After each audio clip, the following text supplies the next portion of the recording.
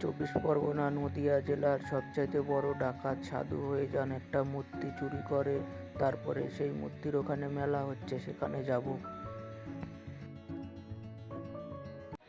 আগে রানাঘাটের নাম ছিল ব্রহ্মডাঙ্গা। রানা ডাকাতের নাম অনুসারে রানাঘাট নাম হয়েছে পরবর্তীকালে। 600 বছর আগে চূর্ণী নদীর দুই দিকে ছিল ঘন জঙ্গল।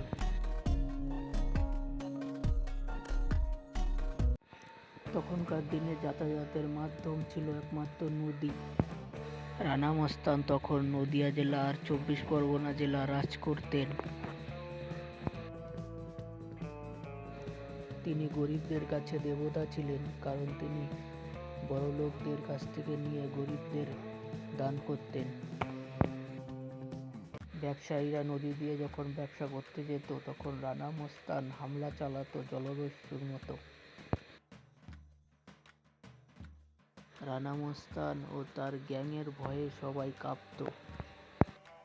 ডাকাতি, ছিনতাই, এলাকা দখল, এইগুলি ছিল তার কাজ, এবং অপরাধের জন্য তার খুব নাম ছিল। আজব হলেও সত্যি, তিনি ডন ছিলেন, কিন্তু অনেক বড় সমাজসেবিক ছিলেন। তিনি যা লুট করতেন সব গ্রামবাসীদের দান করে দিতেন। রানা মস্তানের মতো কুখ্যাত ডন ভালো হওয়ার পিছনে অলৌকিক এক কাহিনী লুকিয়ে আছে, সেটাই বলবো আজকে। এখন রানাঘাট থেকে আরনঘাটা আছি। আরনঘাটা স্টেশন থেকে বেরিয়ে প্রথমে যাব আমরা দাসপাড়া। তিনি রাধা বল্লভ মন্দিরের আশেপাশে মা কালী মন্দির ছিল, সেখানে পুজো দিয়ে তিনি ডাকাতি করতে যেতেন। পুজো দিয়ে গেলে কোনো বিপদ হবে না, এটা তাদের বিশ্বাস ছিল। তখনকার দিনে সতীদাহ প্রথার মতো নরবলি হওয়ার কথা শোনা যায়। নরবলি, সতীদাহ প্রথা, গঙ্গাসাগরে সন্তান বিসর্জন, এগুলো আগেকার দিনে খুব হতো, খুব কুসংস্কার ছিল।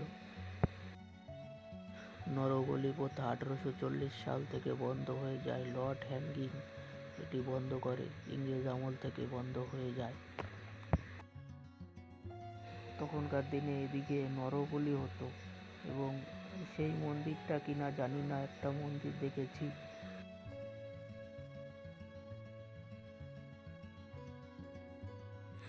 এখনকার দিনে নরবলি তো দূরের কথা, এই মন্দিরগুলিতে কোনো পশু বলিও দেওয়া হয় না। এই আরনঘাটা দেখা যাচ্ছে, এদিকে সম্পূর্ণরূপে জঙ্গল ছিল। এর পাশেই চূর্ণী নদী। এই চূর্ণী নদী দিয়ে ব্যবসায়ীরা যখন বাণিজ্য করতে যেত, রানা মস্তান তখন তাদের উপরে হামলা চালাতো।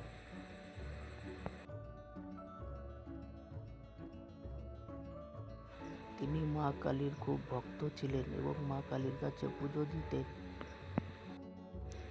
তিনি ভালো হয়ে যাওয়ার পর এইখানে একটা মেলা হয়, সেই মেলা দেখতে এসেছি। এখন আমরা রাধা বল্লভ মন্দিরের পাশেই একটা কালী মন্দির আছে, সেটা প্রথমে দেখব।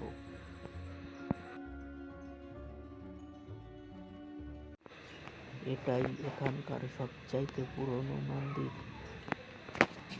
এখানের লোকজনরা বলল এই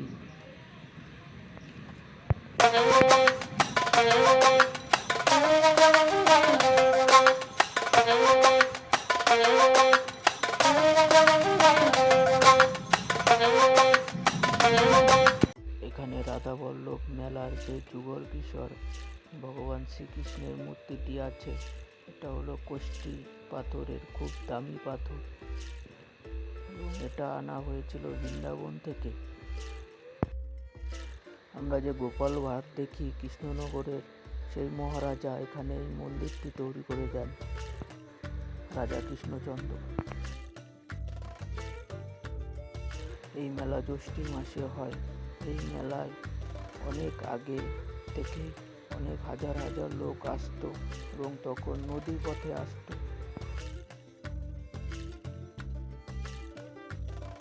রানা ডাকাতের ভালো হওয়ার পিছনে, সাধু হওয়ার পিছনে এই মন্দিরটি জড়িত। আরণঘাটা যুগল কিশোরের কৃষ্ণ মূর্তি আর অগ্রদ্বীপের বিখ্যাত গোপীনাথের মূর্তি একই পাথরের, কষ্টি পাথরের তৈরি করা। এখন আমরা ধীরে ধীরে মন্দিরের ভেতরের দিকে প্রবেশ করছি। এই মেলাটা হচ্ছে আরণঘাটা স্টেশনের পাশেই।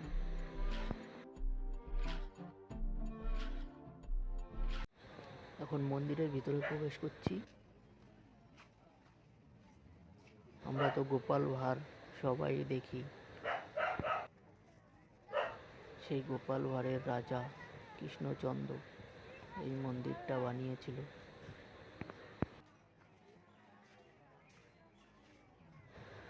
রানা মস্তান এই মন্দিরে এই কৃষ্ণ ঠাকুরটা চুরি করেছিল।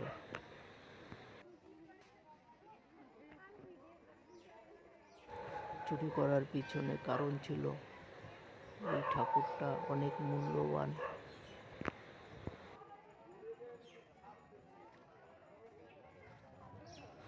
রানা মস্তান এবং তার দলবল মিলে ভগবান শ্রীকৃষ্ণের এই মূর্তিটি চুরি করে নিয়ে যায়।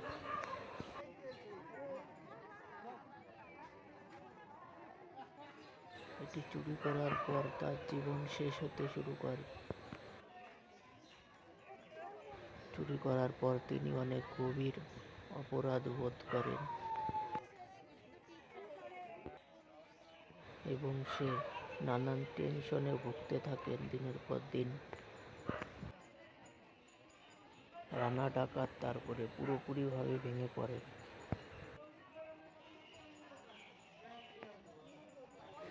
আরও কিছুদিন পর রানা ডাকাত অন্ধ হয়ে যেতে শুরু করেন ধীরে ধীরে। তখন তিনি নিজের ভুল বুঝতে পারেন।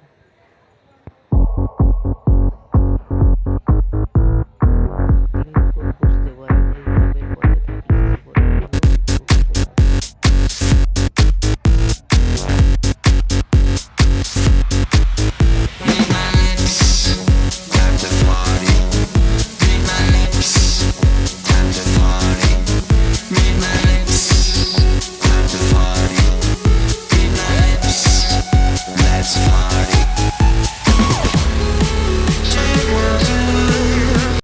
তারপর রানা ডাকাত শ্রীকৃষ্ণর মূর্তিটি আবার ওই মন্দিরে এসে দিয়ে যায় এবং হাঁটু গেড়ে বসে ক্ষমা চায়। সেই ইতিহাসকে আজও বাঁচিয়ে রেখেছে আরণঘাটা এই যুগল মেলা। ভগবানের মূর্তিটি নেওয়ার পরে রানা মস্তান অন্ধ হয়ে যান এবং এই মন্দিরের সামনে এসে অনেক কাঁদেন এবং বলেন, আমি যাতে ঠিক হয়ে যাই তাহলে তোমার মূর্তিটি আমি রেখে যাব। সত্যিই সে ভালো হয়ে যায়। তারপর রানা মস্তান ডাকাতি ছেড়ে সাধু হয়ে যান। তারপর তিনি লাঠি, তরোয়াল, দা ফেলে দিয়ে হাতে নেন হরিনামের মালা। তারপর তিনি রানাঘাটে সিদ্ধেশ্বরী কালী মন্দির বানায়। তিনি চুন্নি নদীর তীরে যে ঘাটে বসে সাধনা করতেন এবং মানুষের সেবা করতেন এবং সেই ঘাটটির নাম অনুসারেই ওই জায়গার নাম হয়ে ওঠে রানাঘাট। তারপর তিনি কৃষ্ণ নাম জপ করে সারা জীবন কাটিয়ে দেন। যারা একসময় তাকে দস্যু হিসাবে চিনত তারা পরবর্তীকালে তাকে মহাপুরুষ হিসাবে সম্মান করেন। রানা মস্তানের দলবলরাও ডাকাতি ছেড়ে দেয় এবং মানুষের উপকার করতে শুরু করে। তিনি মানুষের ভালোর জন্য, জল খাওয়ার জন্য কুয়া এবং বিশ্রামাগার জায়গায় জায়গায় বানিয়েছিলেন। সেই সময় রানা মস্তানের নাম শুনলে মায়েরা বাচ্চাদের আঁচলে লুকিয়ে রাখত। সেই নামটাই মহাপুরুষে পরিণত হয়। রানা মস্তান সাধু হওয়ার পর এই মন্দিরের দায়িত্বভার নিজেই নেন।